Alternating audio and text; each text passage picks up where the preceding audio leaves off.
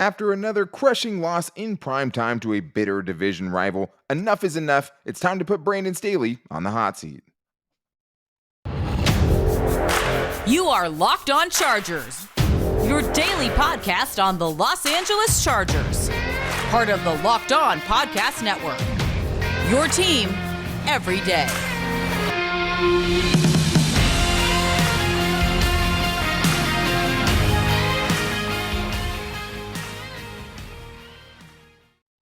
What is up, and welcome into the Locked On Chargers podcast. I'm your host, Daniel Wade, joined as always by my co-host, David Drogemeyer, and we've been covering the Chargers now together for 6 seasons, but this is our 5th season as the host of the Locked On Chargers podcast, bringing you your team every day. Thank you guys so much for making us your first listen today, and as always, to make sure you never miss the show, go subscribe to the Locked On Chargers YouTube channel and also follow the show for free on all platforms wherever you get your podcast from. But, Dave, there's only one place to start today. I've seen a lot of people calling for the head of Brandon Staley.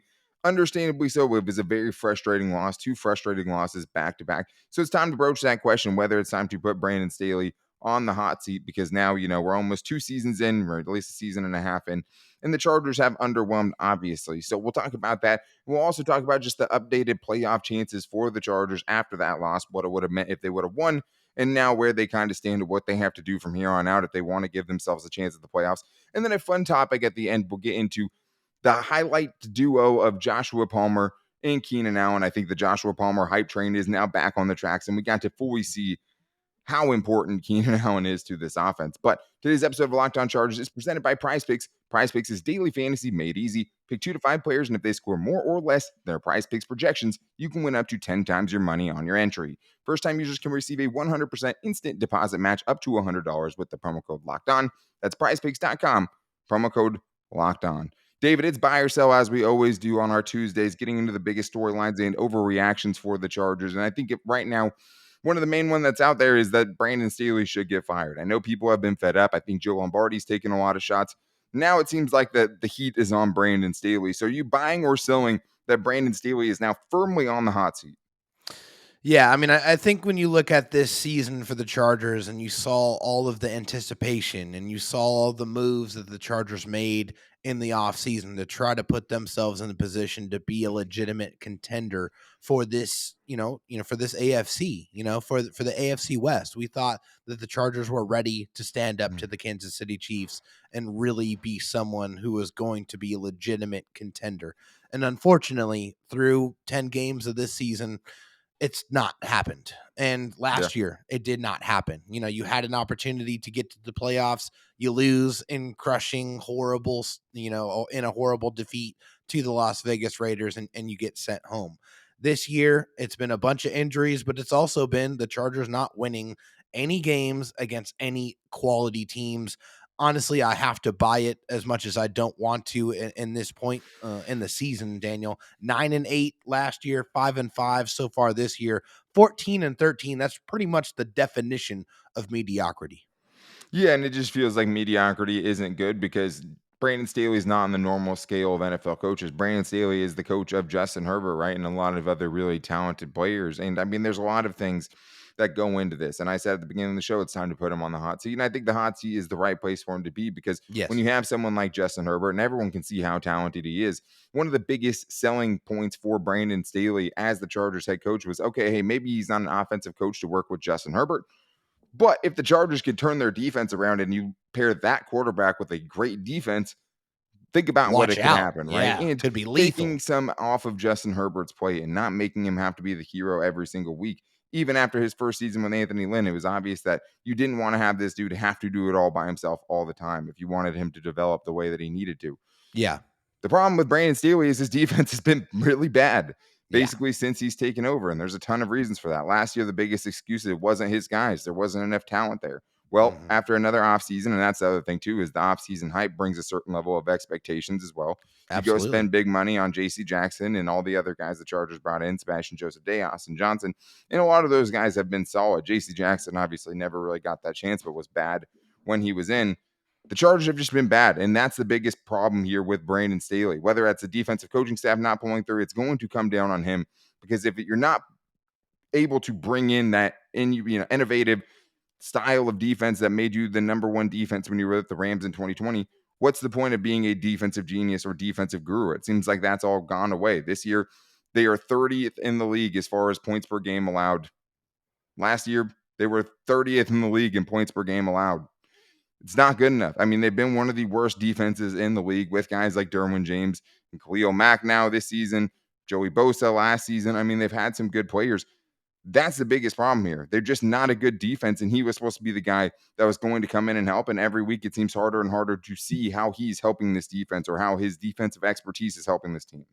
Not only that, but it also makes that 1 year where he did lead the Rams to the number 1 defense in the NFL look more and more like it was an aberration and not something that you should expect year over year. And I think that's what hurts the most as far as the Chargers were concerned. They bought into that hype of that number 1 defense, and they thought, okay, well, he's going to be able to bring that scheme and that style of play over to the Chargers, and that has not matriculated so far. 2022, 25.8 points per game allowed, 220 passing yards, which is decent, but yet another year of not able to stop the run, not being able to stop the run. 148.4 rushing yards per game, 5.5 yards per carry, and last year was almost exactly the same. There's nothing that you can look at this defense and say this defense is exponentially better than it was last year with all of the pieces that Brandon Staley specifically handpicked and brought in. Yeah. Guys that were coming from championship organizations, guys that had played in the scheme, guys that were familiar with how he wanted to run his defense. We have not seen the right movie or the movie that he wants to play for us to see. It has been, unfortunately, a B-rated movie that nobody wants to see. Yeah, no more movie talk. I mean, that's the one thing about someone like Brandon Staley is you can say all the right things, which we bought it on, right? Yeah. But if you're not winning games and you're not seeing it produce, it Yeah. just sounds like you're a used car salesman. It comes off Right. as disingenuine, which is a very tight rope to walk, especially is. when. And the thing is, yeah, you don't have 2 of your 3 highest paid defensive players on the field for most of the season this year. That makes a Yes, difference. it You does. needed Joey Bosa to play at an all-pro level this year. You needed J.C. Jackson to play at an all-pro level this year. If that was the case and those guys were healthy, maybe it's different. But now it's almost 2 seasons where it doesn't seem like this defense is going to get any better. We'll talk about that. I mean, the Chargers aren't a Joey Bosa away defensively, and we'll get into that. But the other thing is, David, he's just not aggressive on 4th down anymore. 4th and Staley is dead now, and that is another huge reason. I mean, and you saw the most 4th and 1 from their own 34, 5 minutes left in the third quarter, just about. And the Chargers don't go for it up by 4, something they'd done all the time last year. And I mean, the one nice thing about Brandon Staley is, hey, you can see where his impact is as a head coach because at least he's not doing it like everybody else and just being super ultra conservative. Now you can't even say that about him, which is really frustrating. And it is because it calls to the identity of this team. Who are the Chargers? Who are they? We don't know who they are. We don't know who they are offensively. We don't know who they are defensively. And unfortunately, that reflects the leadership of the team. At least last year, you knew who the Chargers were. They were going to play an aggressive, exciting brand of football, and they were going to push all their chips to the center, and they were going to take their chances, and they were going to live with the results. Unfortunately, that has not happened this year. Now, I'm sure there's a couple of legitimate reasons for that. Number one, they have a much better special teams unit, which is crazy to have to say out loud because it is actually a fact. But the defense is horrible. That's something we were talking about before before we started recording here, Daniel, is that has not changed at all. Right. So at least in that situation specifically, it's like, who you're playing against. The Chiefs can score at will. That they can put points on the board in a fury, and you have to be able to match that energy. And the Chargers did not do that. They should have gone for it. I was sitting at my, in my living room, staring at my TV screen saying, why are we punting the football here? You have to keep the momentum. You have to keep your offense on the field. You got to score points. And that was just another example of why are the Chargers not going for it? Why are you getting away from that aggressive style of football? Yeah, and I mean, it frustrated a lot of people last year, but they were really good on 4th down. This year, they have not been good on 4th down. No. Somewhere around 42%, which isn't great. Kansas City's at 75%, leading the league Sheesh. on 4th down. But either way, they haven't been good at it, and they haven't been aggressive at all. Last year, according to Football Outsiders, he was the most aggressive coach in the entire NFL. This year, he's been super conservative, and it's sad because it was refreshing to see that. And we're saying he's on the hot seat, but he also still has a chance to save his job because there's still 7 games left. The 2 games before this, the defense was playing a little bit better at least. Now you have worse teams. You don't have to play the Chiefs offense for the rest of the year, which is obviously a great thing. Hallelujah. But the Chargers' playoff chances have now dramatically diminished, right? So Brandon Staley is going to have to pull some magic off. I mean, do I think the Chargers will fire him after the season? I'm still not convinced, right? Norv got more than 4 years. Mike McCoy got 4 years. Anthony Lynn got 4 years. That's how it's been. With Justin Herbert, it should be different. We'll see what happens, and we'll see if he can turn it around. But they're going to have to do a lot, David, to get in. They're going to need some miracles happen. They're going to have to play exceptionally well if they want to try to make the playoffs after really going down to 5-5. So we're going to get into what their playoff chances are looking like coming up after this and why the Chargers defense is more than a Joey Bosa away. But first, I need to tell you guys about Turo because it is the largest car sharing marketplace that you're going to find. With Turo, you can book any car you want, wherever you want it, from a community of local hosts. You can browse a huge selection of vehicles for just about any occasion or budget across the US, UK, Canada, and coming soon to Australia. This is really awesome. I mean, this is something where you can find people who are going to basically lend you their car and you have a huge selection of cars to choose from instead of having to go to a car rental place and have them, say you want the SUV only for them to pack you into a little 4-door that sedan or something like that, which is, I think, happened to everyone. With Turo, you don't have to do that. You're getting nice cars. Say you have a nice event you want to go to Turo. They have the cars that'll have you showing up in style for sure. But you can find affordable economy cars as well if you're on a budget, and you can drive that new electric vehicle if you want to. Every trip is backed by liability insurance. Terms and conditions and exclusions apply. Forget boring rental cars and find your drive at Turo.com. I also need to tell you guys about Prize Picks because they are my favorite daily fantasy site. I mean, this is something that I love, guys. One of the best ways I've been finding to enhance my football experience on Sundays for sure, because with Prize Picks, what I love about it and what I think separates them from different, daily fantasy sites is with Prize Picks, it's just you versus the Prize Picks projection. Basically, what you do is you pick 2 to 5 players. If they score more or less than their Prize Picks projections, you win. Not only do you win, you can win up to 10 times your money because you're picking 2 to 5 players when you put in your selections. And with Prize Picks, you can do things like if you had more than on Justin Herbert's passing yards last week, you would have won with Prize Picks. They're operational in over 30 states in Canada, and it's not just football either. You can go NBA, you can go MLB, NHL, golf, MMA. You can even go disc golf. You can find anything at Prize Picks, and they have projections on pretty much everything. So make sure you guys download the Prize Picks app or go to prizepicks.com to sign up to play daily fantasy sports. First-time users can receive a 100% instant deposit match up to $100 with the promo code LOCKEDON. That means if you deposit $50, they will give you $50. If you deposit $100, they will give you $100. So don't forget to use the promo code LOCKEDON at sign up for an instant deposit match up to $100. Let's continue this buy or sell here, David, and I want to talk about where the Chargers stand at this point. Obviously, after 2 brutal losses on primetime, the Chargers have taken a huge hit, right, to their playoff chances, which sucks because they actually won 4 games in a row to make it a lot better. And then we needed to see them beat some good teams. And like you said, they haven't been able to beat good teams. And I think the other thing about the Chargers, they haven't been able to dominate bad teams, which really is going to kind of make things a little bit more murky down the stretch. To the stress. It just adds to the stress. Yeah, because I mean, when you're talking about, the teams that they beat, they're 5-5. They have 5 wins, obviously. We've talked about before, they haven't beaten any good teams, right? It's the Raiders, it's the Broncos, it's the Texans, it's the Browns, it's the Falcons. Losers, losers, losers, losers, losers.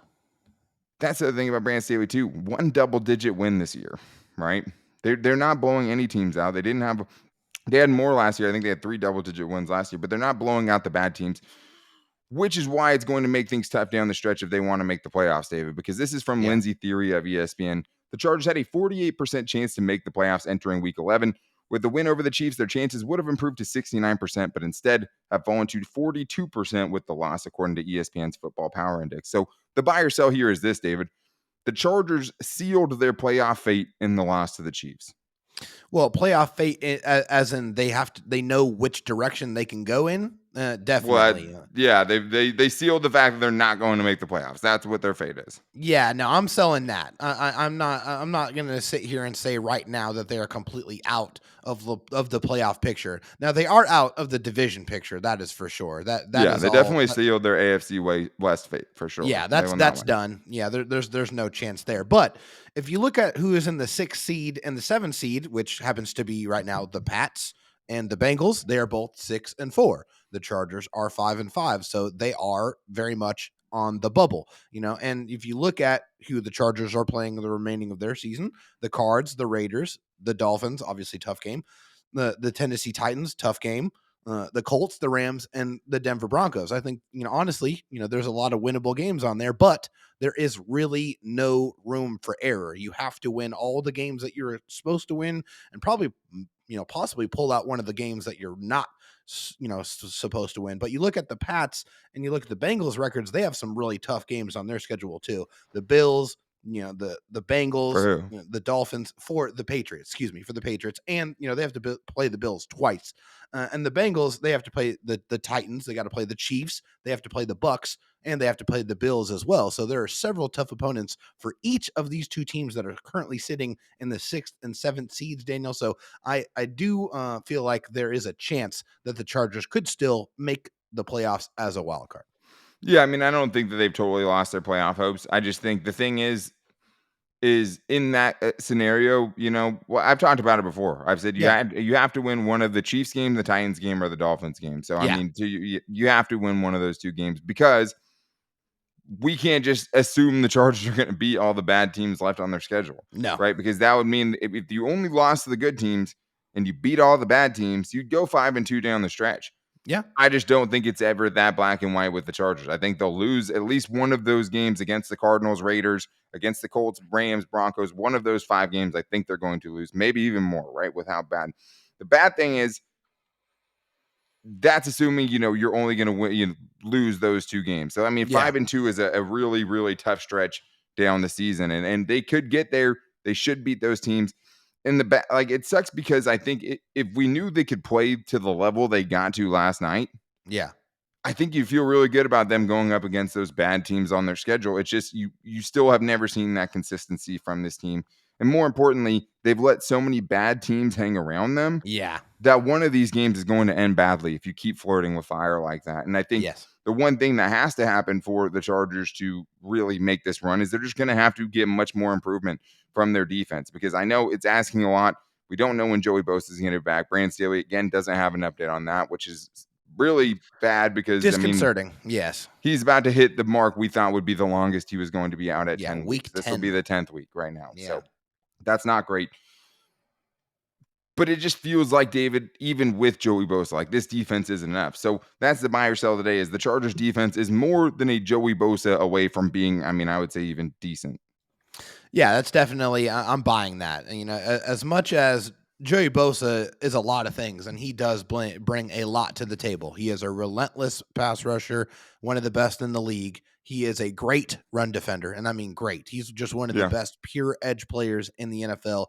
And, he's a force multiplier. He makes everyone around him better. It also makes people's jobs easier to perform. You don't have to cover as long because they have a guy that's going to be coming after the quarterback. They have a guy that can really support on the edge and run support. I mean, Joey Bosa does a lot of things, but he is only one man. I mean, there's only one Joey Bosa, just like there's only one Derwin James, just like there's only one Khalil Mack. They have some stars on this defense, but even with Joey Bosa back, it doesn't bring back the defensive linemen that you need. It doesn't improve the running, run support from the linebackers. It doesn't improve the secondary play. There's still a lot of issues with this Chargers defense, and Joey Bosa is not the cure-all, unfortunately. No, they just have holes in too many places. I mean, he can't single-handedly make their run defense a good run defense, right? He Right. can't single-handedly help their secondary. I mean, I think he's going to help on third downs, and the Chargers have been a terrible third down team. What if I Horrible. was to tell you that the Chargers were actually one of the best third and short teams in the entire NFL? That would And they're be actually one of the almost worst. unbelievable. Yeah. But that's the case. They're one of the worst third and long teams in the NFL, which That's is very believable. believable. Yeah. Very believable. But that's, part of the problem. I mean, they ranked 24th in Football Outsider success rate on third and fourth and longs. We obviously saw it again last week, and it just seems too easy too many times in the last couple of weeks, especially going up against good teams. They're just converting these super long third downs that teams should not be able to convert. And a lot of that has to do with the pressure. But, like, he can't single-handedly, fix the pressure, but that's going to be where he's going to benefit the most. He's going to help the run defense. He's going to help the secondary a little bit, but I still wonder with this defense, like, how many players do I know for sure are good players? Right. It sucks because I do think there's a roster construction problem, but a lot, Brandon Staley wanted a lot of these guys and he inherited a lot of these guys. But when you let good players go, like Kazir White, when you let good players go, like Uchenna Nwosu, And then you're still bringing in new guys that you want. It's still really bad. It's just not a good look. And I just think there's too many holes to think that Joey Bosa is going to come back. If you had gotten Joey Bosa all season long, it makes a tremendous difference. But Huge. not knowing when he's going to come back, you can't bank on him to make your defense better. It's got to get better with the guys they have, and it's just going to take improvements from some of their players. And we just haven't seen that kind of development from this team. Maybe they can turn it around. They're going to need to if they want to make a playoff run in 2022. But I do want to talk about some fun things, though, because there was really a couple of silver linings that I think the Chargers can take away, which first, the offense looked fun again for a lot of that game, which was really nice. And it was led by Keenan Allen and Josh Palmer. And the Josh Palmer hype train is back on the tracks. And Keenan Allen's not going anywhere anytime soon. Sorry to anyone who wants him traded. So we're going to get into that coming up right after this. But I do need to tell you guys about the official betting sponsor of the Locked On Chargers podcast, and that's BetOnline.net. BetOnline.net is your number one source for sports betting info, stats, news, and analysis, and that's what really sets them apart as a betting website. Is not only can you place all your bets there, and there's some great bets I'll talk about, but also you get all the information you need to make the bets, right? They're literally helping you make your bets. And then also you get to just bet all day long on Sundays and football and red zone, 7 hours on Sundays, which is obviously great. But you can go World Cup too. There's a bunch of other sports you guys can be betting on right now. But the thing I like about Bet Online is the prop bets, because prop bets are always what I'm attracted to. So if you think you know who's going to score the first touchdown, if you think you know who's going to score the first time out or call the first time out, you can literally bet on pretty much anything with betonline.net. You don't have to wait to the Super Bowl to bet on all your weird props. At betonline.net, you can get those pretty much every week. So head to the website or use your mobile device to learn more, because BetOnline is where the game starts. Let's continue this buy or sell here, David, with some funner subjects, because the Chargers offense was actually fun, especially in the first half, outside of a Yes. couple moments, and leaving some points off the board. But it was really, really good to see Keenan Allen back on the field, and even better to see Keenan Allen back on the field looking like Keenan Allen, because he did come back for a few snaps against the Seahawks and it just never looked right. And especially now with, what's happening with Mike Williams, what a relief to get Keenan Allen back. And in his first game, you see just what an impact this player makes, David. So this is the buy or sell here. Keenan Allen showed on Sunday why he isn't going anywhere anytime soon. Buying it 1,000%. Keenan Allen is one of those just timeless wide receivers. He can win off the line of scrimmage. He has crisp, clean route running. His footwork is still unmatched. He really understands how to find the soft spots in the defense and sit down and really present a great target for Justin Herbert, which is huge on third downs, which is what makes him so dangerous on third downs. And oh, by the way, the 31-year-old can still make big plays too. And he did that in that game on Sunday Night Football, caught a just massive 48-yard reception when the Chargers just desperately needed it the most. This was a 3rd and 17. And he goes out there. Justin Herbert throws him a good ball. He extends and he gets it. And oh, by the way, also, he's a fantastic run blocker, Daniel. I think that's one thing that's been missing from this Chargers running game as well. He just does a lot of things really, really well. And also, he makes everyone's job on offense a lot easier because his presence has to be acknowledged. You have to respect his game. And that's why other people that get on the field with him usually tend to have more success. Yeah, and I mean, now that I'm thinking about it too, we saw a 50-yard touchdown and a 46-yard gain in this game. Yes. 2 45+ yard plays in this game. I love it. So that's obviously a great sign for the Chargers offense, even though we had some frustrations with it, at least how it started the second half, execution and play calling wise. But Yeah. that was great to see. And I think the most encouraging play might have actually been his fumble to me. I mean, because he looked explosive on that play. They checked to a hot read. They threw it out to him, and that man had some burst. He had some burst. He had a first down and then some. Oh, yeah. Which is like we never see. I mean, they throw that to DeAndre Carter. He gets tackled for a 1-yard loss, or Josh Palmer. It's like a 2-yard gain. Like that play never works for them. They threw it to him. He got some blocking in front of him, and he was going. I mean, it would have been a nice 20+ yard chunk play from him. Oh, yeah. He just looked like he had his burst back. Obviously, don't fumble. But that was somehow, at least health-wise, the play that kind of made me feel like, okay, well, this is something that he is fully back on the field. He's not just I want more, because, please give me more Keenan Allen, more. Right, and just getting out of that game with him, right, without any kind of setback, and just having him, making those big plays down the stretch. It was awesome to see, and it's going to be huge, especially just because you instantly see the connection that Justin Herbert has, Oh, right? yeah. Travis Kelce and Patrick Mahomes have that connection, right? Yeah. Aaron Rodgers and Devontae Adams had that connection. Like, that's what these two dudes have. They have if we're as good as each of these players are individually, Yeah. the connection that Keenan Allen has been able to make with Justin Herbert and vice versa has been really awesome. And he also had a pretty good connection with Philip Rivers, too. Keenan Well, it's Allen, like just a Rivers to great Gates player. too, right? I mean, it's just that unspoken, just super comfortable chemistry where you just know where each other is going to be. You know what each other is thinking. Yeah. It's just one of those beautiful bonds. It is, and it was just great to see. Miss that dude playing, but it is a slippery slope to a certain extent because it's like Yeah. he also showed this week why you'd want to be making maybe some plans for the future or this year, I Sure. should say, because one hamstring injury took him out for more than half the season basically.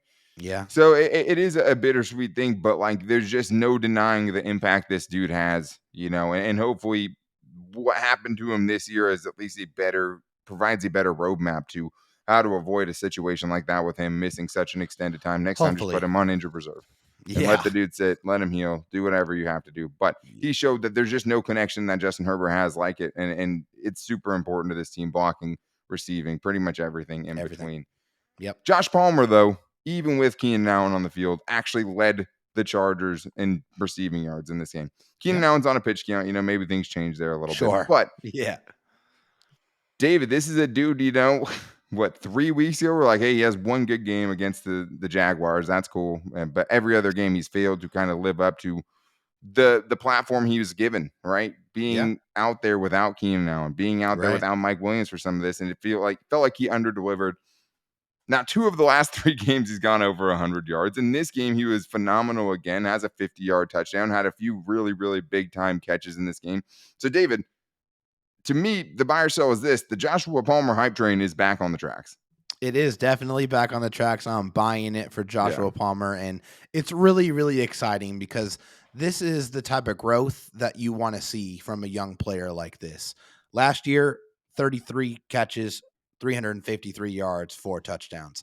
This year, through 10 games, 45 catches, 496 yards, and 3 touchdowns. So he's eclipsed his entire season's total in 10 games. And yeah, it's all about opportunity, right? I mean, Keenan Allen missed a lot of time. Right. And so Josh Palmer got that opportunity to show what he is capable of doing. And I think it's very encouraging, especially that 50-yard play. That one was something that you wanted to really see from Josh. I mean, that's an explosive play, a big pass play. He's never been, the Great fastest play guy on the design. field, Yeah. but that one shows you that you don't have to be the fastest guy on the field. If you run those clean routes, you get open, you make big plays, it's going to happen for you, and you're going to make more of those big plays. Josh Palmer, I mean, is doing it all right now. He's looking really good. It's really, really good for the Chargers' future. Unfortunately, they need more of that in the Chargers' wide receiver room. Yeah, and the unfortunate thing is like you feel really good about Josh Palmer, and it still feels like it makes their wide receiving room a little bit interesting or, at least mercurial going forward It because does. you still need an explosive speed threat wide Oh, receiver. You still absolutely. want to get another elite weapon for Justin Herbert, Yes. even though you have 3 receivers you expect to be heavily involved next year, right? But there's still that giant lack of explosiveness and lack of speed with these wide receivers. But at least you saw him with Keenan Allen, right? Like, you don't always have to be faster than the dude, right? You just have to be good at separating in the deep part of the field. Joshua Yeah. Palmer did that. And Keenan Allen did that like a pro. I mean, he Yeah, timed he it up did. perfectly, crossed over the DB who had pretty good coverage on him to come back and make that diving catch. And there's other parts than just being fast, right? I mean, Justin Yeah. Jefferson's a pretty fast guy. I mean, he's faster than the Chargers receivers, but like these great receivers that you see are not always speed demons. They're not always Right. Tyreek Hill. Cooper I Kupp's mean, yeah, not, Cooper Kupp, yeah. blazing speed. Justin Right. Jefferson, Jamar Chase is because I mean Yeah, he's that dude can fly. another one of those freaks. Yeah. But it's not always what it takes, right? And the Chargers definitely need more speed, and it still feels like you have to at least consider a wide receiver in round 1 next year, Oh, absolutely, yes. even with 3 guys that you feel pretty good about. But hey, I think that there's one thing we know: bringing too many weapons to Justin Herbert is not going to be a problem for this team. Ever a bad thing. There is one buy or sell that me and David are both selling that we are both buying that we don't have time to get to, which is Chargers special teams coordinator Ryan Ficken is the Chargers' most underrated coach. He has done a Absolutely. fantastic job with that defense or that special teams. Even in this game, DeAndre Carter had not been returning kicks well, and they Yeah. were kicking it short to try to take advantage of that. Yep. He burned them for like 2 30-yard kick returns, 30+ yard kick returns, and they had really good setups and really good blocking on both of them. He has improved every part of that special teams unit and has also gotten meaningful kicks out of not just Dustin Hopkins, but Taylor Bertolette for a game. And then Cameron Dicker has us having the conversation. Do you have to Dicker the keep kicker, Dicker the kicker baby. right now because he's been so good since he's taken over? So Ryan Ficken deserves a pay raise. Hats He off to you, deserves a Hats promotion. off to you too, man. Yes. The special teams has been awesome this year, which Amazing. it's insane to say that, and it's Feels very almost nice criminal to to say that. Just feels almost illegal, but it is a fact. The Chargers special teams unit this year has been phenomenal. It feels like a lie, is what it feels like, but it Yeah, truly is right? not. Like it's he's improved that unit with so many young players, and it's crazy that they've Love improved that unit as much as they have, and they've gotten such good results. And somehow they're still losing games they shouldn't lose. So the Chargers have an uphill battle. They still have a chance to make the playoffs, but Brandon Staley with Justin Herbert is going to have to get things together if this team wants to turn things around and make a magical run down the stretch of the season, which they still could do, which is crazy. But that's going to wrap things up for today. Important show note, though, we will not be having a show out tomorrow. We want to get you guys the crossover on Thanksgiving Day, crossover Thursdays like we always have it. And we want our prediction show to be as late this week as we possibly can to get their injury reports and have the most accurate data. So we're still going to release Thursday show and Friday show, 2 more important shows, but we will not be here tomorrow. To make sure you guys don't miss it, though, when we bounce back, make sure to subscribe to the Locked On Chargers YouTube channel. Also, follow the show for free on all platforms wherever you get your podcast from. Find us on Spotify, Apple Podcasts, or wherever. You can also find the show every day on all of our social media. You can find me on Twitter at Dan Talk Sports, David Drogemeyer on Twitter at DroTalkSD, and the show's page at Locked On LAC. You can also find us at Locked On Chargers on Instagram and on our Locked On Chargers Facebook page. Hopefully, everyone has a good week and has some time to spend with their families like we're going to do tomorrow. We appreciate you guys' patience. We'll be back with you guys for some really, really good shows as the Chargers take on a Cardinals team who just got the floor mopped up with them by the 49ers on Monday Night Football. So let's hope the Chargers can bounce back this week. We'll be here to tell you how they can do it. Until then, guys, take it easy and go Bolts.